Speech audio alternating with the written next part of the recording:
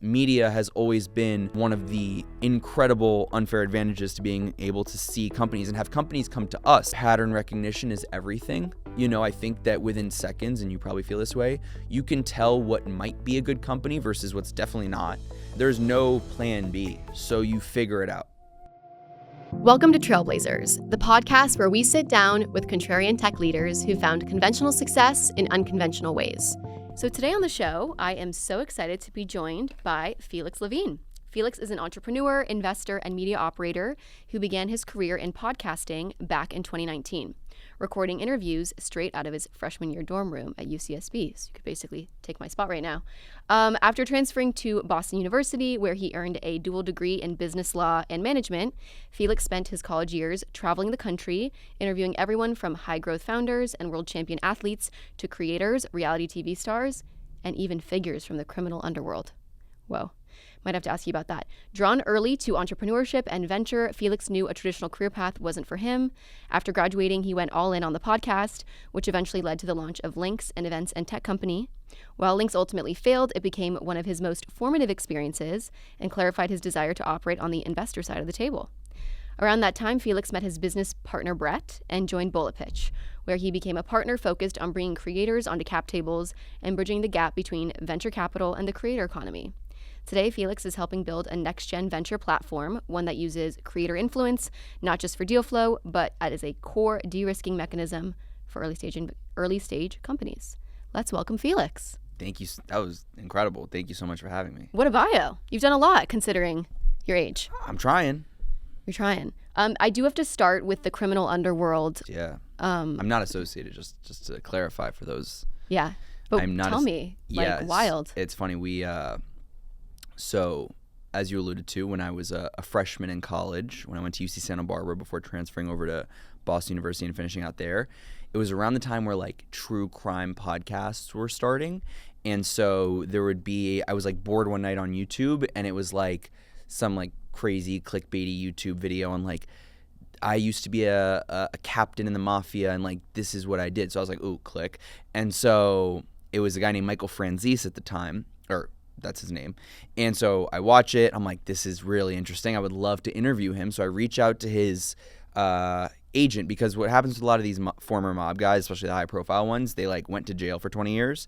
And then once they're out and they can talk about everything, they're doing world tours on all of what they did. And most of them are trying to have a positive message around it. Don't do what I did, because I spent 20 miserable years of my life. Yeah. And so long story short, I reach out to the agent. I'm like, hey, I would love to get Michael Franzese on.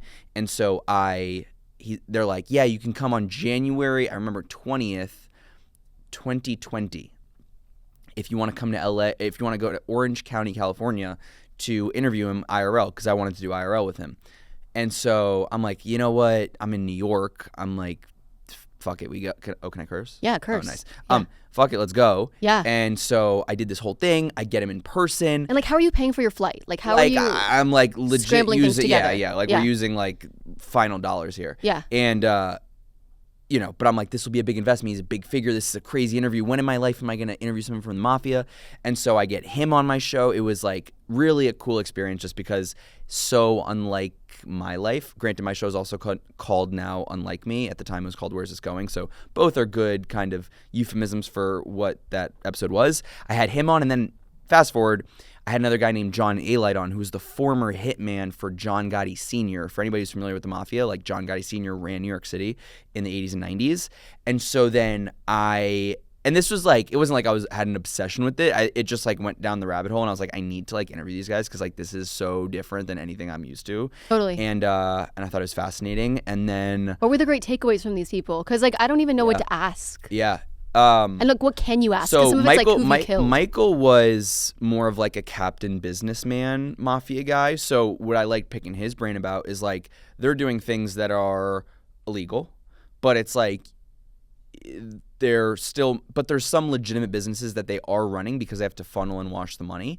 So that I thought was interesting. And it's also very interesting, point in New York history, where a lot of the mobs controlled the labor unions. They controlled the meat and fish markets in New York City.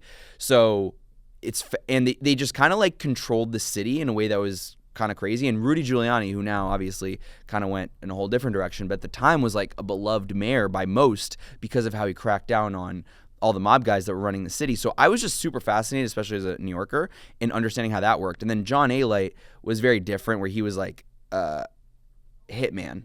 So that's like, he's like killed people. And what I also thought was very interesting is these people genuinely like jail changed them. Like they regretted what they did. It ruined their families. It ruined their lives. They come out now, they do a bunch of public speaking about, like, they'll talk to, at-risk kids in low-income communities about, like, don't go live a life of crime because it'll lead you to, like, nothing. Your parents will hate you. Your family will hate you. And funny enough, during COVID, I co-hosted whole other kind of subset of the thing. I co-hosted with John his podcast. He called me. He's like, "You're the best host I've ever seen. I want you to co-host, like, it's COVID. Everyone's starting a podcast." And so we actually ended up doing it. And the reason I agreed to do it for a little while was because his whole message was literally like, I want to help kids not do what I did. And so it was kind of this crazy world, and but it was super insightful because, like, the reality is it showed me a lot about where you're born dictates a lot about your life. And, like, for both, like, John and Michael, they came from these, like, dirt poor backgrounds, specifically John, and, his entire family grew up in the mob. And so when that's all you know, that's the only, like, you think that your illegitimate business is legitimate business, and you think that's the only way that you can provide for your family. Like, it kind of is like a bigger takeaway on, like, what a lot of folks in America are going through in a very different sense as well. Like, zip code literally has a big correlation with where you're going to end up in life. So I think that was a very kind of transformative experience to, like, learning that outside of my world, there have been experiences that are insane. Yeah, and that's the beauty of going right to the source, because I think there's not a lot of, hitmen that are going to open up on a podcast. For sure. I mean, that's such a unique, I personally don't know any of my day-to-day life as far as I know. So it's really powerful that you brought that to the masses. It was good. Yeah. It was a good moment for a certain amount of time. Then I, like, graduated from it where I'm like, look, I don't need to do it was interesting. Yeah. And then you're like, okay, I feel like I've learned everything about it, and I like to learn in general, and, like, I'm done. And so what was, like, the podcast thing for you? So, like, you obviously now have really stayed in the creator world. Back then, was it just, I want to meet interesting people? Was it, I want to be a creator? Was it, I'm interested in podcasting? Like, walk me through even starting the podcast 5 years ago. So it was even longer. It was close to 7 years ago. Oh, wow. So you had him on 5 years ago. So you started it. Yeah. So I started my podcast in 2019. I like to think before, like, everyone and their mother started a podcast. Yeah. Specifically straight white men that are obsessed with it. So I like to think I was a little bit ahead there. I did at the time, I was 19. I was a freshman in college. I literally was like, I was pretty depressed at Santa Barbara because I was a born and raised New Yorker, and UC Santa Barbara is a gorgeous school, gorgeous campus. After 4 days, I was super bored, and so I knew, like, I didn't want to be there. I wanted to transfer. I wanted to come back east. And I really kind of isolated myself in a way I had never done before. And so I just started listening to podcasts, like all types of podcasts, educational, whatever. And I was like, I really like this medium. It was when podcasts really started to boom, like really boom. Mm-hmm. And I was like, I think I can do this. It's a really good excuse to, like, get in front of people I otherwise might not have the opportunity to get in front of. And I have vast interests. Like, I love business and entrepreneurship. I also love, like, I once interviewed this guy named David Sinclair, who's, like, the leading biologist on anti-aging. Like, I want to hear about this guy. Like, the mob guys. I want to hear about the athletes. Like, there's so many people I want to interview and talk to. The creators. And so I just started and, like, really went all in. And I realized very quickly, like, it helped with having a little personal brand, really great for network. People love talking about themselves. And so the second that you're able to kind of, get a couple guests and pitch to other new guests that you might be able to bring them on because you've had cool people in the past, their agents are like, okay, down. And it kind of, like, snowballs into something. And then obviously you can monetize it a little bit, although now it's a very competitive landscape. And so for me, like, during college, I was, like, traveling. I would drive back and forth from New York to Boston once I transferred to BU almost every week, sometimes a couple times a week, which was pretty tiring. And I would, do an episode. And it was pretty cool for me, like, at 10 a.m. on a Tuesday, I'd be, like, in my business school class, undergrad business school class at BU. And then I would drive to New York for, like, a 5 p.m. recording with, like, an athlete or, like, a sick entrepreneur that I looked up to. And so I was like on cloud 9, and then I'd be back in school like the next day. Like it would be some cool kind of moment like that. So I kind of felt that I was doing something unique, and I enjoyed it, and I realized it started opening so many doors for me. And I think if anybody's listening to this that's young or starting any kind of business venture or anything in media, it's like I've been doing it for 7 years, and now I'm kind of slowed down, and I'm sure we'll talk about that, but it opened up everything in my life, I realized. And even obvious, for people that follow me, it also led me to my girlfriend, not by intention. Yeah, I saw that when I was like researching. She was a guest. She was a guest on my podcast, and 6 minutes in, I said something complimentary, and she was like, "Are you hitting on me? I'm down." Which, like, if you know Serena's brand, she said that on the podcast. Yeah. If you know Serena's brand, that's like very her energy. Blunt. And I was like, "Whoa, like let's stay professional. Like, there's lights, cameras on us. Like, we can." And I knew. Wait, she sounds amazing. Yeah, she's the best. Yeah. And so she knows what she wants. She's straight to it. Yeah. And but I was like, holy fuck, like, is this how I get canceled? Like, is this my moment? Mm-hmm. Because what's worse than like straight guy invites girl onto podcast to then hit on her is like that the headline on how I get canceled. And so I was like, all right, let's keep this professional. And it was like flirty the rest of the interview. And then afterwards, she texted me. She's like, I had a great time today. She texted first. And I was like, yeah, likewise. Let's continue at dinner sometime. So podcasting, it was obvious. You owe your it life was obvious, to it. But like that wasn't me. Like it was just genuinely obvious that was where it was gonna go or the next step. And then boom. Wow. 3 weeks later, we're like dating. Wow. So I mean, podcasting is everything to you then now. I mean, even if nothing else comes from it, at least you have that. If nothing else comes from it, at least if everything goes away tomorrow. If everything dies tomorrow, at least I have that. That's so awesome. And I think one thing about podcasting that you're being probably humble about, but is a big factor, is like a lot of people start them, but not everyone's good at them. Oof. And I think you definitely have this vibe to you. I'm just getting to know you more, but where you're very comfortable in front of the mic. And I think for people listening, if that's them, it's such a great way to build your network. If you struggle with talking, and if you struggle with like, articulating your thoughts, maybe not podcasting, but if you can do it, the whole world opens. Well, I appreciate that. I would even counter and say, if you are struggling with it, I've seen people that, because sometimes I built out a studio in Brooklyn when I came back, and like literally invested every dollar to my name to do so. And then I started, trying to even monetize that and renting it out to people. And I saw some people who in the beginning would be a little shy and maybe not like born to be in front of the mic per se. And I think the beautiful thing about this medium is that it really pushes you outside of your comfort zone. And then what's also funny is I'll see people that are very well spoken. The second that lights and a mic are turned on, they're like, and so yeah.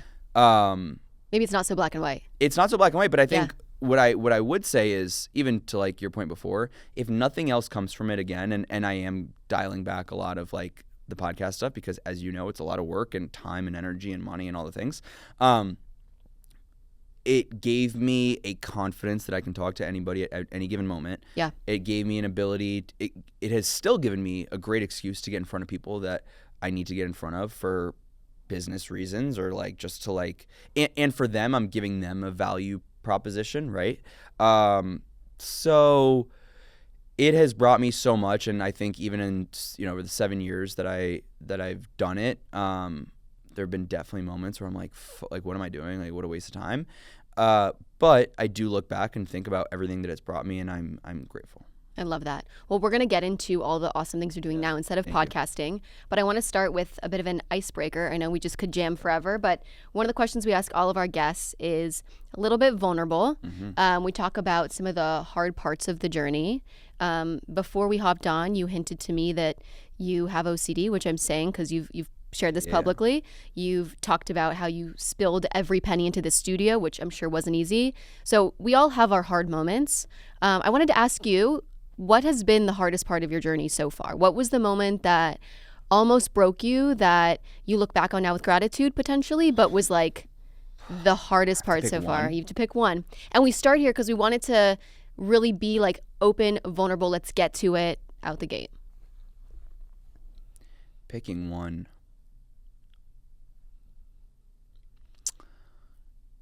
So as you can tell, there's many.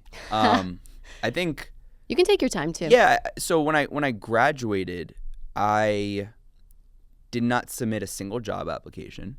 All my friends had jobs lined up. Oh, I'm going to work here and I'm going to make 80K, 90K, 100K, whatever it is, right?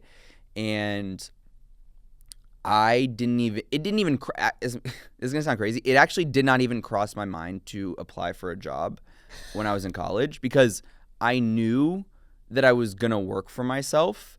And the podcast, I think in retrospect, it's wildly delusional. But I was like, oh, like I'm going to graduate, I'm going to make all this money podcasting, because imagine if I've done this already while being in college and had success with it, imagine when I go full time. I can 3, 4, 10x any type of money that I'm bringing in right now, easy, no problem, right? Let's go build out a studio and like take every dollar to your name and more and go do that. Like delusional, but this isn't going to work out at, like, for me it was like, all right, well, like it'll work out at some point. Probably not in 6 months, probably not in 12. I'll figure something out. And as you can imagine, it did not go that way. And then take it a step further.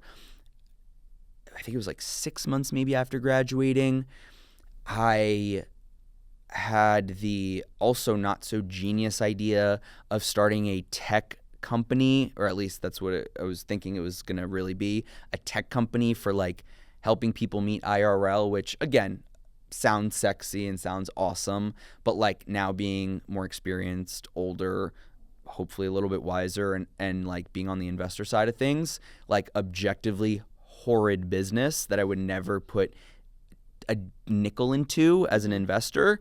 Like that was the next thing that I thought would be the next genius thing to start. And so now here I am, 23, like podcasting, making a like livable-ish money from the podcast. Yeah.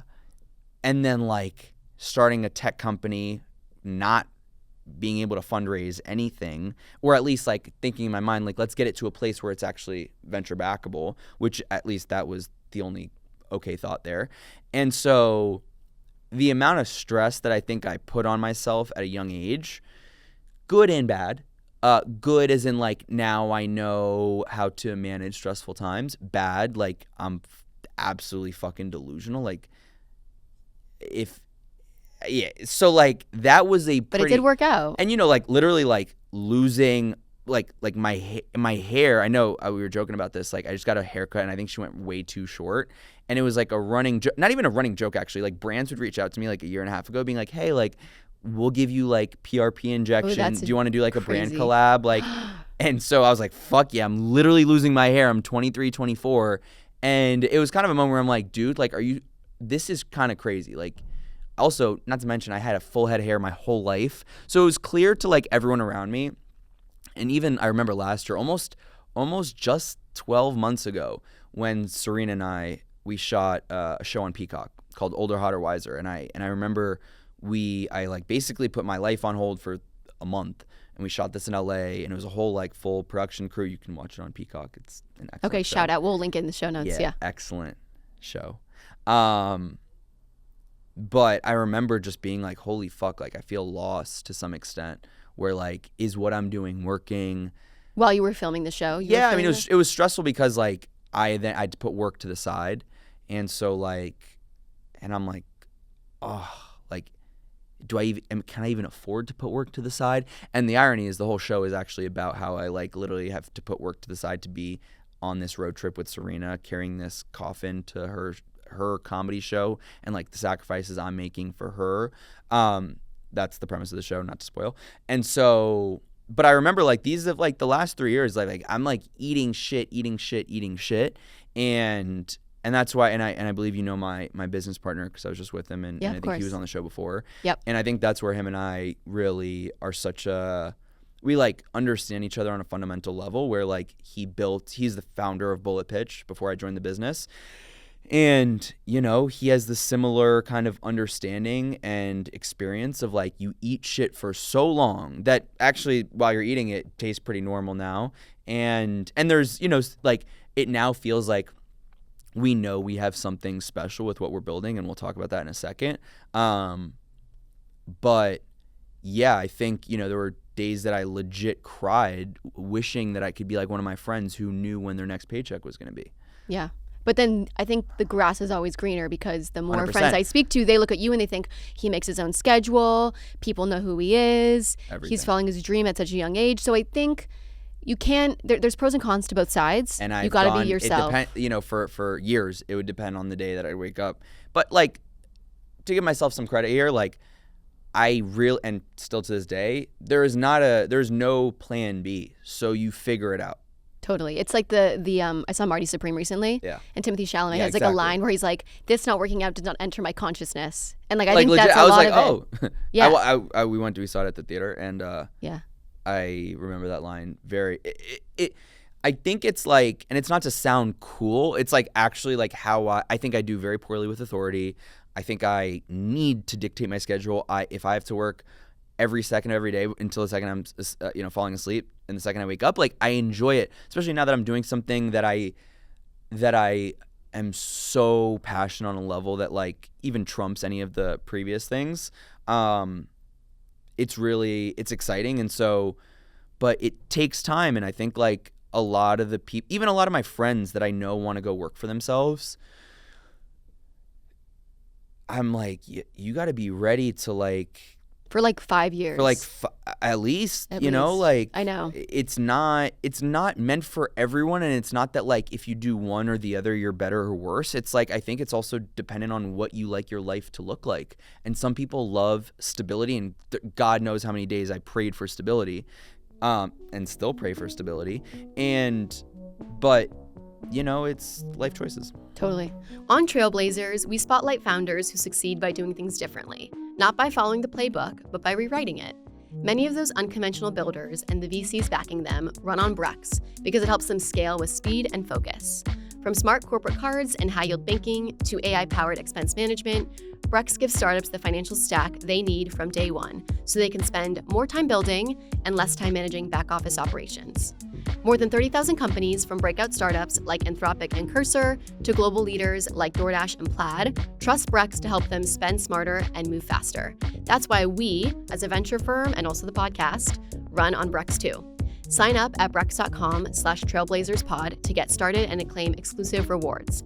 That's brex.com/TRAILBLAZERSPOD. RocketReach is the leading sales and lead intelligence solution trusted by sales, marketing, recruiting, and business development teams to grow their businesses. Whether you're looking for a developer halfway around the world, a C-level executive in New York, or a potential investor in Silicon Valley, we connect you directly. With RocketReach, you can easily access the most comprehensive, accurate compilation of emails and phone numbers on Earth. That puts you in front of the right people faster and backs you up with a database that reaches across industries, markets, and titles, using AI to continually improve the quality of your contacts. With RocketReach, you can reach anyone so you can reach higher. Many of you know I love cold outreach. It's been the root of many of my success so far, and this is the tool that I've used the whole time. Trailblazer listeners get 15% off any plan at rocketreach.co/trailblazers. That's rocketreach.co/trailblazers. Well, I am very excited to get into what you're doing now. So like you mentioned, I know Brett. He's great. And I met Brett years ago, like before you had any association with Bulletpitch. And I thought he was a total killer. Yeah. And respected him tremendously for having a really unique point of view. And then recently saw you joined and you're involved. And I feel like you joining has taken things to another level. So let's get into like how you met Brett, why you joined, and then we'll talk about like what Bulletpitch actually is. Great. Let's start how we met, how we joined. Yeah. Funny enough, when I had this and when I say it was a horrible company, like I mean this out of respect to even my co-founders. Like we worked very hard. Like we tried. Like at the time, we felt that this was a great business, but now looking back, it was a very bad business in terms of the economics and feasibility and all these things, right? I think a lot of it, as just a quick aside, being an investor, you understand because you get pitched so many things. Yeah. And it's pattern recognition. Pattern recognition. You understand the quality of a business so much easier than when you're a founder. Correct. And I like this side much better. And so I was building this business, and we had a mutual, another founder who's building a business. Shout out to Allie DeBow. She has this company called Swish. I don't know if you're familiar with her. Of course. I was one of the first people I think Allie talked to when she was starting it. She is a killer. Yeah. And Steel fellow. Yes. And she was like, you need to meet Brett. Like, I was starting to think about fundraising, and I was like, and she was like, you need to meet Brett, and you guys like remind me a lot of each other, and you guys would get along. And so we met for coffee, ironically at a place called Felix Roasting Co. And that's funny. And there's actually a rabbi next to us, and so he blessed the meeting. He blessed the meeting, and then we just kind of hit it off and became friends. And we started realizing that there was a lot of like, I think we like spoke a lot of the same languages in terms of being young, working for yourself, understanding distribution, how powerful it can be when utilized in the right ways, how he had built distribution with Bulletpitch, how he was using it as this incredible top of deal engine for deal flow. And for me, how I was using distribution both for my own brand, for you know, the podcast, for getting myself into rooms that were great, and then at the time also for links in the business and etc. And I think to Brett's credit, because it's easy for an investor to kind of see a bad business and be like, all right, bye. He was like, I think he knew this was not the business. So you kind of pitched him. Yeah. Oh, I pitched. I was like, yo, you investing in my business or what, dude? Whoa. And I think to his credit, he knew that I was someone to keep in the back of his mind. The business was not. And you know, it's funny, like, as you know this, pattern recognition now is also seeing, like, there's some founders that I've met that are building businesses that are not going to be their billion-dollar businesses, but I want to keep them very close and have a great relationship with them because I believe the next one will be. Totally. And so I think that was kind of like his vibe with me. And then Makes we total just stayed in sense. touch, and then And when was that like initial meeting to him actually saying, hey, come join? 23, end of maybe, yeah, sometime in 2023. And then we stayed in touch for a little while. And then what happened was, I think I just had this moment with links where I was like, this is not it. And the second that I had that, you know, I think it's kind of like, I think in dating, once you have the ick, like, you don't go back. And for me, I just knew, and I called my co-founders, who I have so much respect for and love for. And I was like, look, guys, like, if I can't believe in it, I will not ask you to do any more work than you guys have already done. And you guys have done tremendous work. And I know this is not it. And better. And I think, I will say, I'm very kind of proud or happy or whatever that I made that decision when I did, because I don't want to waste those people's time, and I don't want to half-ass anything. And I told them straight up, like, if I'm not 1,000% in, I'm out, I'm 100% out. And so I told them, they agreed. I think, you know, you also kind of feel it at some point. Like, if you don't know if you have product market fit, you don't. Correct. Like, And that's kind of the line. If you don't have a lot of things, you don't. Yeah, you know, yeah. If you aren't sure, you don't. Correct. Yeah. And so that's it. And, you know, one of my co-founders, ex-co-founders is building another business now, and another one, I haven't talked to him in a little while, but I know he's like very entrepreneurial. He's always had like 100 different business ideas, and I'm sure he's crushing. Well, maybe you'll back him at Bulletpitch. Who knows? 100%. So yeah, and then I guess to get into how we then got into Bulletpitch. Yeah. This was around the time of the whole Alex Earl Poppy situation.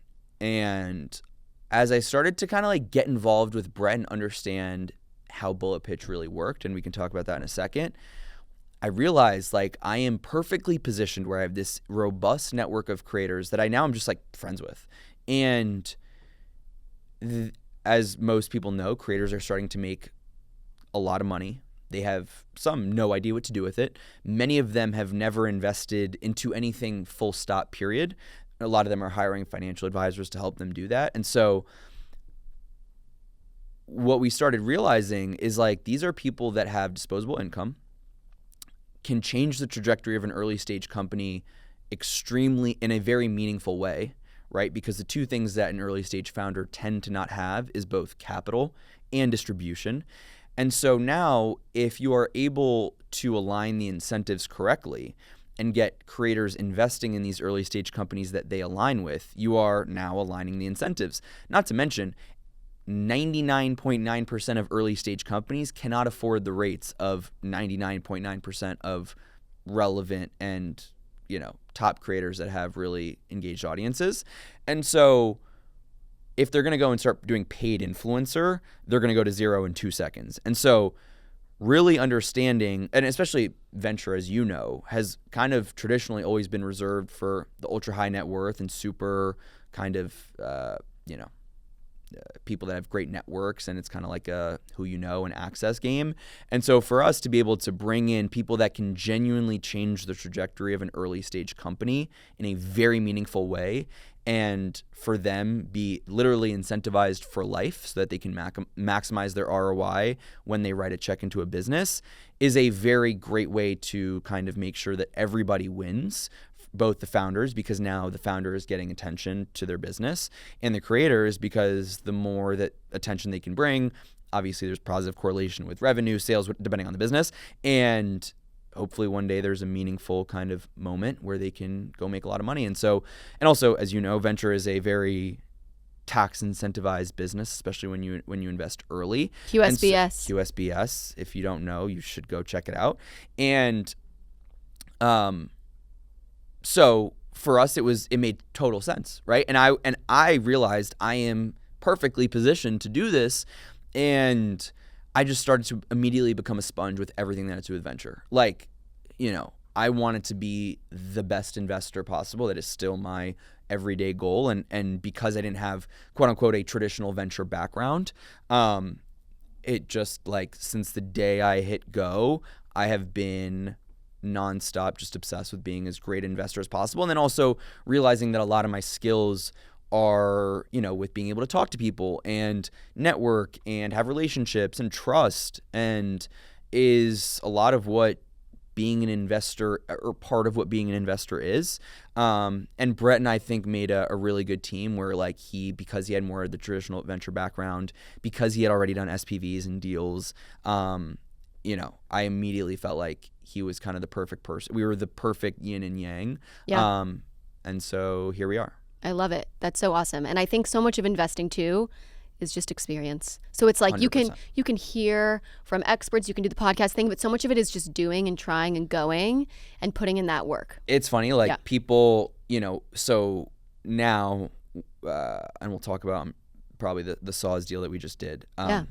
A lot of the creators, they'll be like, hey, I love this. Like, this all sounds lovely. Can you talk to my financial advisor? Because, like, I just want to, like, some of the things you're saying, like, I just want to make sure I understand. And, like, can you just talk to them? Like, and so that, for me, is also interesting where then I would get on calls with them and some of their folks. And, they would vet me and they'd be like, well, what's your investing experience? Right. Mm-hmm. And, it's a very legitimate question.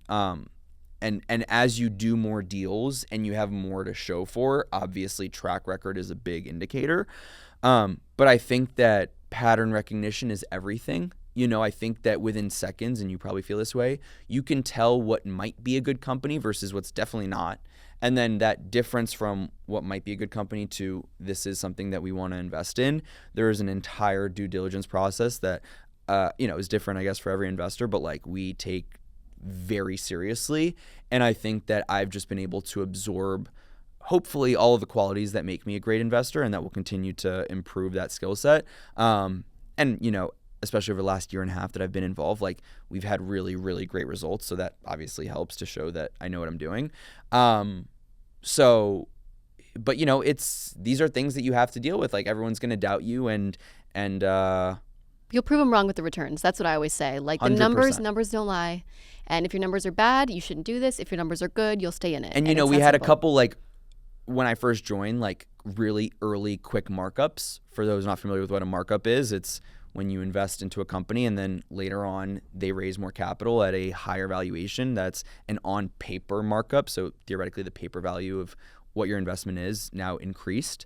So it's not like cash in the bank account, but those are some, little things that investors might look at as a way of kind of early track record. And so, for us, we had a couple of those really great moments, like some quick 3 and 4X's within a handful of months. And what Brett and I really pride ourselves on, and what Bulletpitch has done, and I can kind of break down what the business really is. Yeah, tell us what it is. Yeah, so I'll give like the very quick, brief overview history. Brett started this company 4 years ago.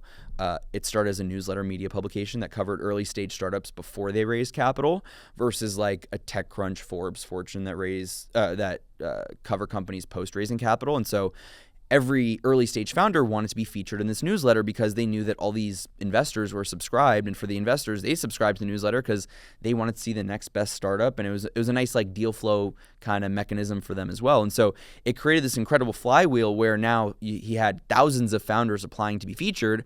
And so now you're seeing these companies before the big venture firms are. Now, the majority are probably not ones that you want to invest in, but there are going to be those handful of diamonds in the rough that might pique your interest.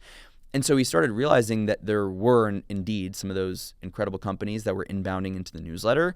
And he was like, well, this is all great. And we've used distribution as an amazing top of funnel for deal flow. Why I need to be investing in them and getting into them. And so he spun off a syndicate called Bulletpitch Plus, which basically allows accredited investors when he is doing a deal to, for people not familiar what an SPV is, it's pooling together capital as a nice investment vehicle, pooling together accredited investors and doing SPVs and to be able to invest into these early stage companies. And so he started doing that a couple years ago, and it started to take off with some really nice kind of moments where then he would then go to some of his connections at other funds, big, like reputable funds, and he'd be like, I found this company. We invested in that. We were one of their, earlier investors, and they'd be like, "Wow, how did you find this before we did?" And this is kind of like, "Oh shit, Brett, Bulletpitch have this unlock, and they have kind of this unfair advantage to see companies early." And so that has been kind of our MO. We love to find companies very, very early before anybody else, get into them, and then we have now really great relationships with other bigger funds that like to come in a little bit later and mark up your deals and mark up our deals. Yeah. And that is a beautiful way to operate. And like, I'll give a fun recent example. There's a deal. It's a car logistics business.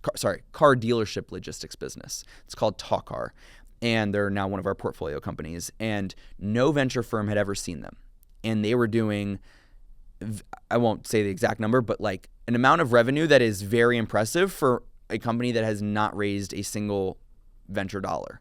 And so they inbounded us in the newsletter. And, over months, we have the relationship with the founder, and we wrote a first check into that business recently. And now we just introduced them to big funds, and like, they're all like, holy shit, how did you see this? And they're going in and they're doing like a proper bigger round. And again, yes, a nice little markup. But like, to our point that for us, media has always been one of the incredible unfair advantages to being able to see companies and have companies come to us. Now, where I came in was the creator side, right? Where I have all these creators that are making so much money that have no access to early stage private deal flow, little education around it as well. And so, but they're ready, like they're excited about the idea of like, what's the next thing I can back? Now, maybe a car dealership's logistics business, harder to like make a TikTok about, right? A tomato sauce company like Saws, which we just did, yeah. Yeah. which made a nice splash, and we're really excited about it. Is more feasible to integrate into content. It's a lot more digestible literally, but also like in terms of how you can promote and talk about it. And this was a company that was a little bit later, like we were not the first check-in, and that was a unique situation that we could talk about as well. But I came in to really say, hey, creators, if you want, we have this excellent company in this tomato sauce business, and we think, and this is all the reasons why we like it, because we do our diligence process, and if you want to be involved and be an actual equity owner of this business, we are putting together an SPV and giving you the ability to do so. And I just went to everybody in my network, and people were just like, oh my God, either I've tried it, I love it, or like, no, I want to try it. So we'd send them everything. They're like, I'm obsessed with it, I want to cook with it, I want to tell my audience about it, like XYZ. And it was early enough too for us where like there is a lot of upside with this business. We are extremely excited about the potential. And now it's like we brought in 22 creators that across social media platforms have over 40 million followers in aggregate reach. And so I think this will be, in my opinion, this is already one of the biggest creator deals that has ever happened. Because if you look at the whole Poppy deal, like a lot of people know Alex Earl from that. There's a handful of other creators that were involved in that deal. But I think from the sheer amount of like number of creators and aggregate social reach, and also we did this a little earlier than when the whole Poppy situation went down. I think that this is going to be a really beautiful case study as it pertains to like the intersection of creator economy and venture. Yeah, and hopefully the first of many. I think one thing I wanted to ask you about, and this is probably a question you get asked a lot by the venture world, is there's hot sectors and not so hot sectors in venture. And some of the hot sectors are right now vertical AI, just classic enterprise software, some future of work stuff. Healthcare is having a moment, healthcare AI stuff. Some stuff that struggles on the venture front tends to be more consumery, definitely tends to be CPG. So my question for you is, when you think about the value prop for creators, one piece of it is like, yeah, they can share the sauce with their followers and we can have like a direct, hit to revenue. But then the other piece is like a financial piece of like, okay, well, maybe the CPG business could 50x, but this other really cool enterprise software business could 200x. So how are you thinking about like the deals to bring them in on and capitalizing on what's like commercial versus what's like crazy financial upside? And not to say the commercial stuff doesn't, but for example, like CPG is hard for us to do as a firm. Now, I know people that are brilliant at CPG and make so much money at it, they crush, but it's not like the thing that a lot of VCs do. So talk to me about that piece. So I guess to even take a step back, we are generalist investors, right? We're not kind of focused on one sector necessarily. Now, 95% of our deals are tech touching in some way, generally like fairly tech, very tech touching. And so this was the first CPG deal we've ever done. It's the first like food investment we've ever done.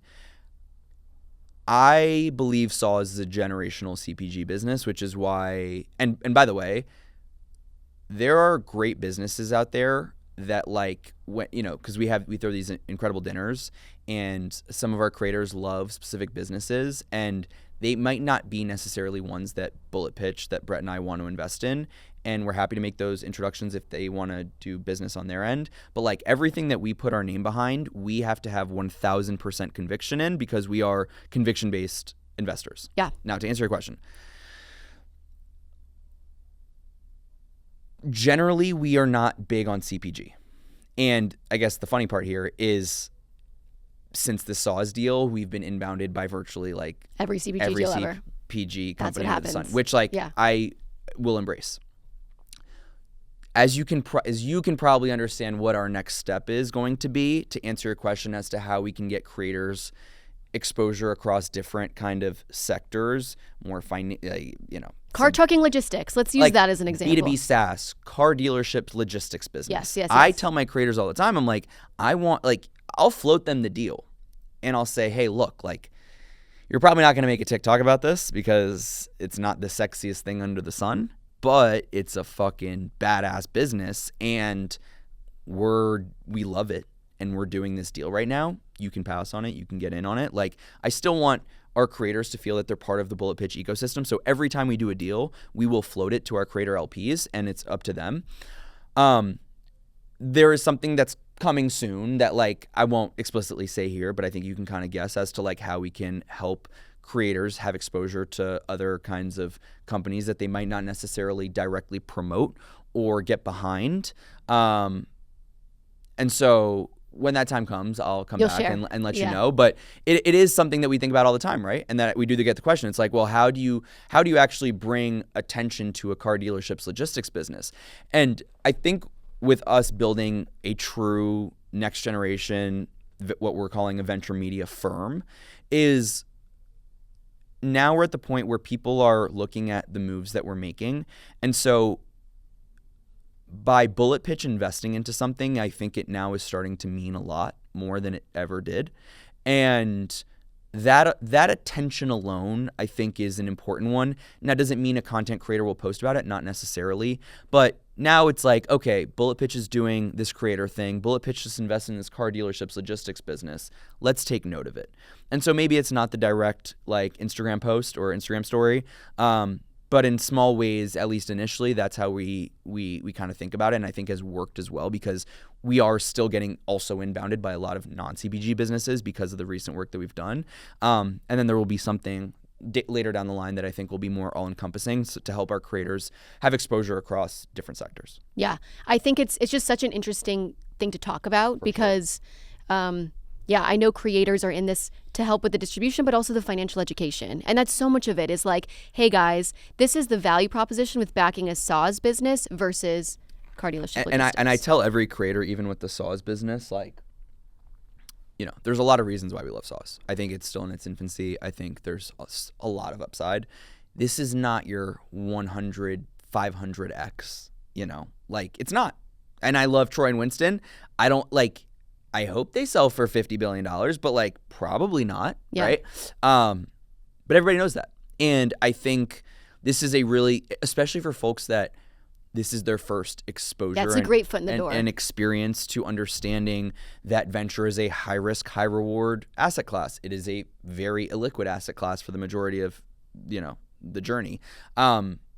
There are, just kind of like all of the educational components that go along with it. This was a awesome moment and first step in the door. And I believe that everybody will make money, and I hope it's a lot of money, right? I hope so too. But I think it's also, for us, it's a lot of trust, right? Like it's a lot of, and that matters to me more than anything. The first thing I tell any creator when I get on the phone with them, when there's a deal and they're somewhat interested, is as I say first, like, there are things I'm going to send you that you are going to love, things that you're going to pass on. That is the name of the game. The name of the game is being able to see everything. The other thing I really want you to know more than anything is I want that if you do this deal, no matter how much I believe in it, I have a 1,000,000,000% conviction, because if not, I wouldn't be doing it. There's a chance you might not see your money again.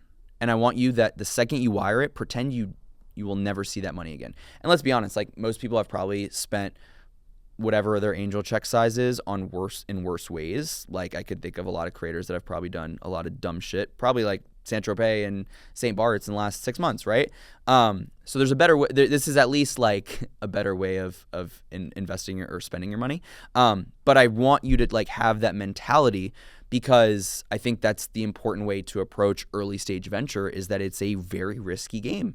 And I think that is, and I also say, I say it, with their financial advisor right there. And the financial advisors thank me like 30 seconds in. They're like, thank you for saying that, because it's really important to set expectations.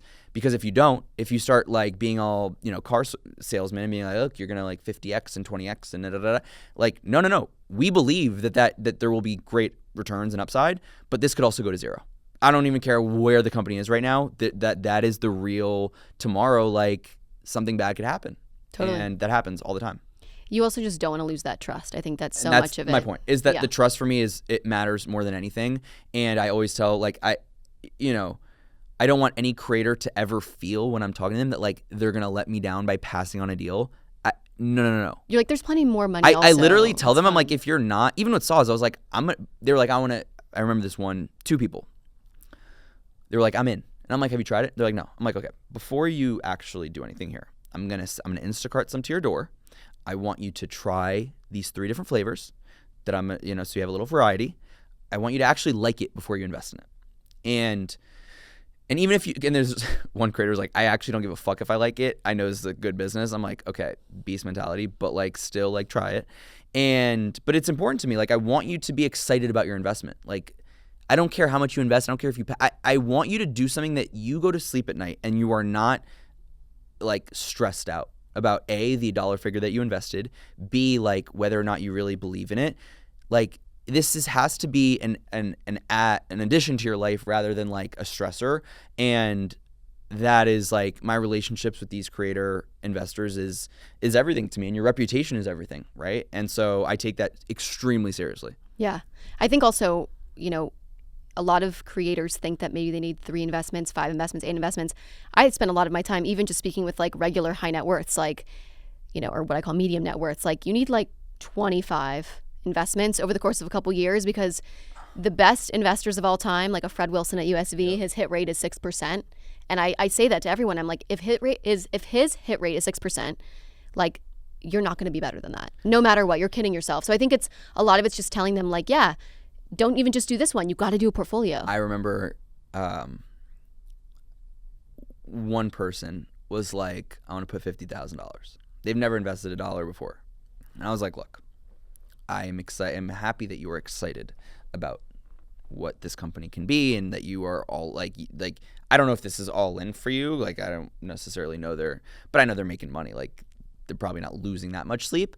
But I was like, look, $50,000, regardless of how rich you are, is not an insignificant amount of money. let's take a step back, and we are going to have other incredible deals in the future. And I would much rather you have a diverse portfolio than concentrate it all into this. Even if like maybe your average check size is literally 50 grand, let's still like take a step back. And I literally ended up convincing them to just put, I think it was like either 10 or 15. And because I want them to understand what a diverse portfolio looks like. I want them to be excited about different things in different industries, and I just want them to also kind of slow down, because it's very easy to get super excited about one singular business. But again, you just don't, shit happens. And I don't want you to be like, holy fuck, like I don't have money to do this other business that then took off, and be like, Felix, like why'd you let me, like, you know, it's stuff like that. So yeah, it's great. It's very smart that you're doing that. I mean, in my head, I was like, okay, let's tell them the 50K divided into 10 checks. Like, I'm like, even more. Like, correct. I think it's important. Okay, I have one final question for you, and then we'll get into our quick lightning round. I'd love your take on what tech and venture more broadly gets wrong about creators. And if there's like one thing that, let's say you're meeting with like a top GP at a huge firm, and they say something, they say creators do X or creators don't know Y. What's the thing that you're like, wow, they really don't get it? One thing. And I'm saying this as someone who, you're now on the investing side, you're also a creator, you're friends with creators, like you have a very good pulse of it. What do you think the thing is? I think the biggest misconception about creators is that they're dumb. And it bothers me, one, because like I know that the overwhelming majority are not. I also think that a lot of people like to oversimplify what it means to be an influencer or creator. I know we use it synonymously. You know, I had Brand Flakes, who's a creator, who was on my show a couple years ago, and he said it really beautifully, where he said, everybody wants to be an influencer, but not everybody wants to do the work to become an influencer. He actually said it way better than I just did, but like that was kind of that was good. Thank you. Yeah. So it was like, and I think that's so true. And a lot of people, because they're kind of jealous of like the influencer lifestyle, making a lot of money, traveling, oh, you're just posting like photos, like that must be easy, right? They kind of frown upon it. Specifically in venture and tech, to answer your actual question, what they're getting wrong is, I think, that they simply don't understand how we are literally living in a digital first world, and that all of the attention is now onto digital first. Now, we already see this from people that are in the space and that have some understanding of how it works. Like literally, my guess is probably 80 to 90% of traditional advertising dollars that used to be into, you know, television and radio and print, all of that has now been funneled into digital, because the most amount of eyeballs and attention is on digital. And so that's why creators are making so much money. And it always kind of blows my mind when people are confused as to why creators are making money. It's, well, before, if you wanted to reach 10 million people, you might pay $20 million of television ad spend, right? And that $20 million would be broken down into paying talent, production budgets, actually paying the ad spots, et cetera, et cetera, et cetera. Now, you want to reach 10 million people, you could probably do it for like, if you're a brand, for like $500,000. And so why wouldn't you get more bang for your buck and funnel all of your funds, or at least the overwhelming majority, into where people are actually paying attention? And so I think a lot of these venture firms, and call it tech people, whatever, they simply don't understand that. And I think that they're starting to see like, oh shit, this creator economy is kind of big and it's growing. And they're trying to attack it in different ways, whether it's investing into creators directly, whether it's trying to do all these equity for services deals, whatever it is. Like, I think there is no better endorsement in the world from a creator than for them to invest their hard-earned cash into a business. Because now, when you see one of our creators that did this Saws deal, for example, talk about it online, you know they believe in Saws. They literally went to their Chase account, inputted wiring information, filled out all this thing, and took money out of their bank account. They're not getting paid. They took money out of their bank account because they believe so deeply that they need to be equity owners into this business. So when they're talking about it to their audience, you damn know that they actually really believe in it. So it's a whole other level of like trust and brand affinity. And so I think a lot of the venture folks right now is why they're looking at us and being like, oh shit, I think maybe you guys have like cracked this, where like I think this is the best way to approach it.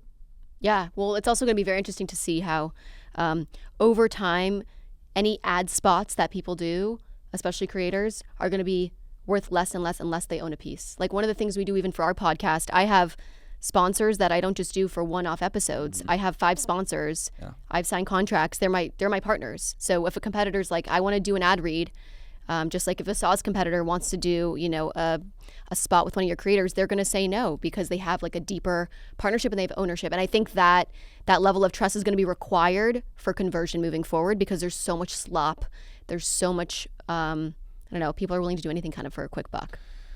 And look, you know, I tell all my creator friends, I'm like, don't stop taking brand deals. I mean, like, how could you say no to some of these figures, especially? And I think that there's this kind of like general sentiment as well right now where the second you see a hashtag ad on something, you're like swiping, and like there's, because it's now come to light how much money creators are making, I think there's like a lot of people that are like, well, fuck this person. Like, I'm not going to like engage with that because like, I know they're getting paid $50,000 for this reel. And I get it to some extent, right? I would like, I get it.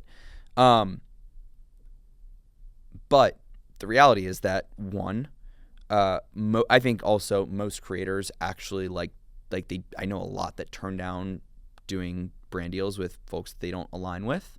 2, as we said earlier, your reputation and your trust with your audience is paramount to anything. So if it feels like inauthentic, like people, you can feel that.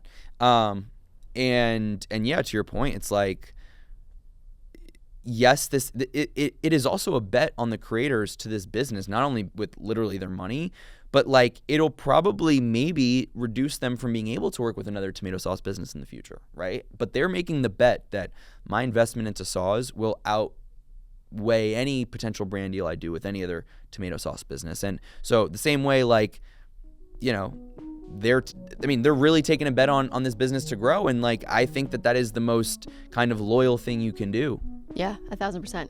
If you work in venture or startups, you know the constant juggling act. Replying to messages from co-investors, founders, LPs, customers, and teammates, all hitting your personal number. I know this very well. We all hand out our cell, which means your EA can't help an iMessage, and important threads get buried. That's why I'm very excited about Quo, formerly OpenPhone. It's built for founders and investors like us who want communication that feels personal but stays organized. Quo gives you a dedicated business line on your existing cell phone. And if you already have a business number, you can bring it with you for free. Plus, you'll get call summaries, transcripts, and an AI voice agent called Sona that can answer and schedule when you're offline. We're actually cooking up something fun with the Quo team right now and using that same voice AI tech in a new way for our firm. More soon, but it's a great reminder that you can use voice AI to stay top of mind of your customers' needs. Quo is trusted by over 90,000 businesses and rated number 1 on G2 for customer satisfaction. You can get 20% off your first 3 months at quo.com/trailblazers. That's quo.com/trailblazers. So I've actually used Gusto at 3 different companies, and every time it's been such a relief. It's simple, it's reliable, and my paycheck was always on time, no drama. And unlike the big clunky payroll systems out there, Gusto is online payroll and benefit software specifically built for small businesses. It's all-in-one, remote-friendly, and incredibly easy to use, so you can pay, hire, onboard, and support your team from anywhere. For smaller startups in particular, I have found that it's the most affordable and easy to set up option, and it's the one that we recommend to all of our startups at our firm. Try Gusto today at gusto.com/trailblazers and get 3 months free when you run your first payroll. That's 3 months of free payroll at gusto.com/trailblazers. One more time, gusto.com/trailblazers. Okay, so give me the first answer that comes to mind. Okay. Okay, ready? Do I have to do one word or is like... No, you can like do whatever you want. Yeah, you can say like a sentence. Nice. Okay, ready? Book in hand or podcast in ears? Podcast in ears. Any favorites? 20 VC. Harry Stebbings. Yeah. I just think he's wildly impressive. And I've been listening to a lot of Diary of CEO recently. I think Steven is what he's built, and kind of like a investor, entrepreneur, media podcaster. I really liked his interviewing style. I think he's really like, he gets the best out of his guests. And I think on the 20VC Harry Stebbings side, he's just like simply the best person in media venture right now as an individual. Bar none. Yeah, I agree with you. Morning person or night owl? So I used to be a night owl, but I think I'm like deep down like a grandpa. So like being in bed at 9 p.m. sounds incredible. So let's call it morning person. Maturity. It's great. Thank you. Cooking dinner or ordering in? Embarrassed, but ordering in. Yeah, I get it. I'm the same way. I find people with like this entrepreneur personality type, it's really can't hard. do the cooking. Yeah. VC or bootstrapping? Bootstrapping for as long as more or less humanly possible. As you know, like, maybe we don't have time to dive into this, but there are great businesses that are not venture backable. And I think that like when you start going down the venture route, if you're a founder listening, like it sounds sexy, it sounds great. You see these big flashy numbers, but it's also opening up a can of worms that if you're not ready for can end your business and create a lot of stress in your life. And so I think venture is excellent for a specific kind of venture backable business. But if you are somebody who can bootstrap and also retain as much ownership for as long as possible, like go that route until you absolutely know that unlocking venture dollars is going to scale your business exponentially. Totally. I think of creators as like bootstrap businesses themselves. So many of these businesses are like, they're making it work day in, day out, paying for their life, building this whole brand. Creator is a good, if you can be a good, successful creator, like if you actually think about it from like a business perspective, costs are very low. You got margin's good. Margins are silly good. And getting paid in lump sum, if you're making $1 million a year as a creator, that is like the opportunities for you. If you can like be savvy with how you spend your money and how you save and invest your money, you only have to do it a couple of years and you could be theoretically set for life. So, it's a good business. Yeah, absolutely. And it only compounds, which is like the craziest part of it all, the followers and the money. Okay, networking dinner or big conference? I would say I have more experience with the networking dinner. So for right now, let's say networking dinner. I would love to be a part of a big conference. I haven't really been invited yet to a big conference, but I feel like that's what this year is for you. I could see you like. I've gotten a couple. It's funny. I had an Ivy League school reach out to me to like come speak, which is awesome, given that I know for a fact all Ivy League schools would have rejected me when I was applying there. I didn't even bother like applying, and so that was kind of an exciting moment. And I would love to do more kind of like conference panel stuff. I think it's fun. Yeah, and I think it brings a lot of your digital stuff IRL, which is really cool. For sure. Hire slow or fire fast? Fire fast. Okay. 10 small wins or one big moonshot? I think 10 small. What's the context? Whatever you want it to be. I think 10 small wins, because then I'm a big believer in momentum. So I think that is really great for momentum. But, Brett and I always, as you know, in venture, all it takes is one. So 10 small wins, though. Yeah. I know it's hard because we're in the business of moonshots. Correct. Being early or being right? Being early. Tell me more. You might not have the 100x on a business, but so long as you're early enough, and maybe I'll change my mind on this, but I think so long as you are early enough where you can still, like, as you know, sometimes you'll be like first check into a business and you're like, if this one goes to $1 billion, you start doing the math on how much money you're going to make.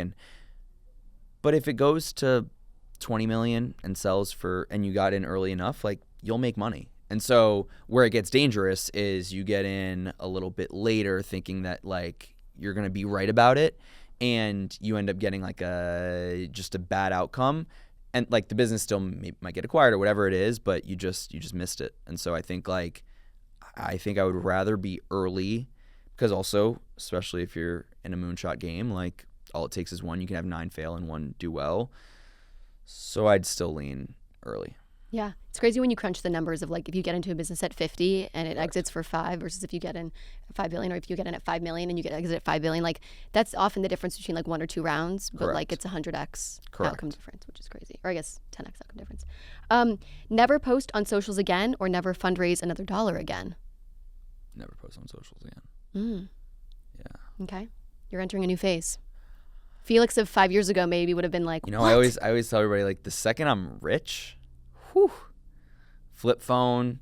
Yeah, out of here. Out of here. And, you know, look, I think social media is like probably everybody likes to shit on social media because there are obviously bad things about it, but I think it's like the greatest tool on earth. Like, in what universe before could I like DM somebody that I like would love to chat with and they can answer me within seconds? And like sometimes even now I still have like crazy moments if I think back over the last 7 years, even podcast stuff, where like I got guests because of a cold DM outreach. Like, how the fuck would I have done that before? And like, what an amazing tool. So, but yeah, once I'm rich, I'm out. Totally get it. You're like in Montana or Idaho or something on some land. Yeah. Yeah, nobody can reach me. Is AI overhyped or underhyped? Overhyped. Okay, tell me more. For me, like, you know, when founders are throwing AI on every slide deck, it isn't like, I'm not like, oh, wow. Like, it's almost like a prerequisite at this point. Like, especially if you're anything tech, you know, like, everybody is using AI. So, like, don't tell me that this is, like, unique because you are now using AI. Like, it's like, that part doesn't generally impress me. And so I think we're seeing, like, some wildly overinflated valuations because of it. Now, some are probably fair market value, but yeah, I think like if you're a founder, especially early stage founder, and you're just like solely pitching off of AI, and that's like every third word and every sentence, like be careful because that I don't think it's as impressive as it used to be when it first came around. And I think you're going to see 90% of any AI related business fail. Okay, it's a hot take. All right. Felix, thanks for being here. This was super fun. Thank you so much for having me. I appreciate it. It was a pleasure. Thank you. On Trailblazers, we're always talking about multiplying your impact, and that's exactly what Athena helps you do. Athena pairs you with a world-class executive assistant who becomes a true force multiplier for your business and your life. Working with my Athena assistant has been transformative.